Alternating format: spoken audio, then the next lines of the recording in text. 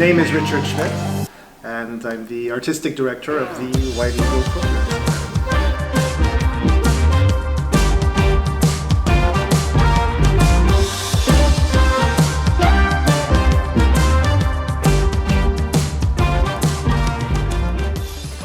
Let's go into the core of your work as a dance instructor. How did you discover dance? My father was Polish, and his best friend, who became his best friend, was also at Monte Cassino and was from the Lvov area. So I started dancing in September of '67. I was 4 years old. I'd like to go over with when you started teaching. I can remember as a little kid going home and taking my father had a chessboard from Poland, and I would take all the pawns, and all the brown ones were the little boys, and all the white ones were all the little girls, and I would do choreography on the chessboard with Mazovsha record on, you know.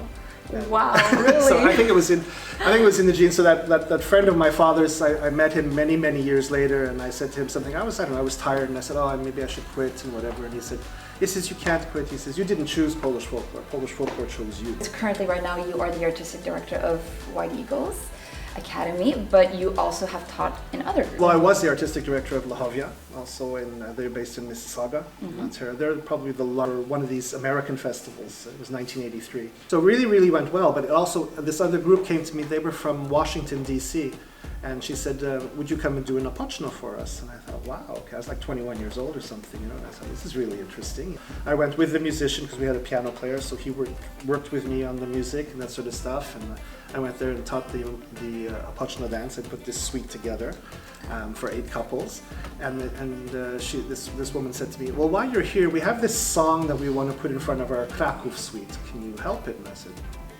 yeah. So I said, what's the song? So she tells me the song. So I said, okay, well, you'll walk on and you'll do this and you'll sing your song and then your dance can start.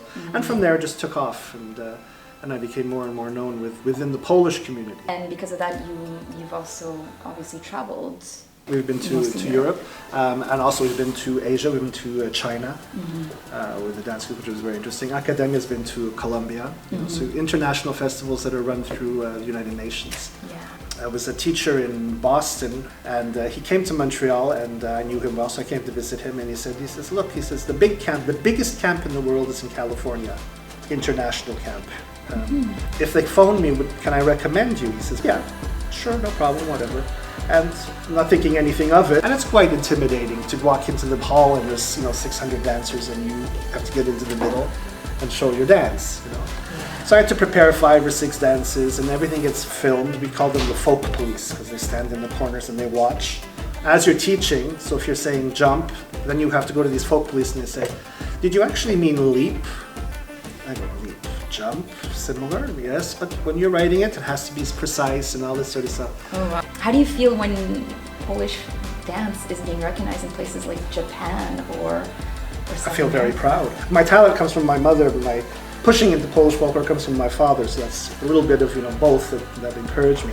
But I knew all the history and I know how important it is, and plus I had family in Poland who went through all these hard times and what have you.